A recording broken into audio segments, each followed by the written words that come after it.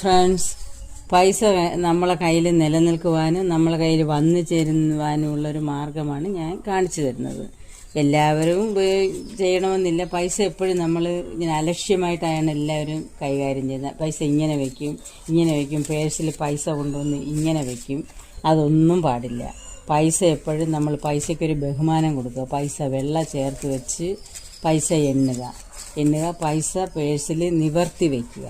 നമ്മളിങ്ങനെ നിവർത്തി വയ്ക്കുക. പൈസ വെച്ചിട്ട് പേഴ്സ് അടയ്ക്കുക. ഇങ്ങനെ വേണം നമ്മൾ പൈസ ഐശ്വര്യമായിട്ട് പൈസ എടുക്കുക. എപ്പോഴും സാധിക്കത്തില്ല, എന്നാലും നമ്മൾ കഴിവതും ശ്രമിക്കുക.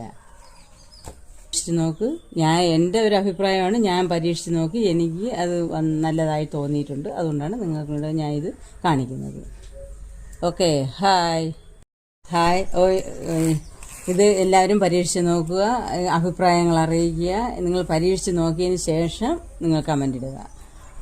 ഇനി അടുത്ത വീഡിയോയുമായിട്ട് വരുന്നതാണ്.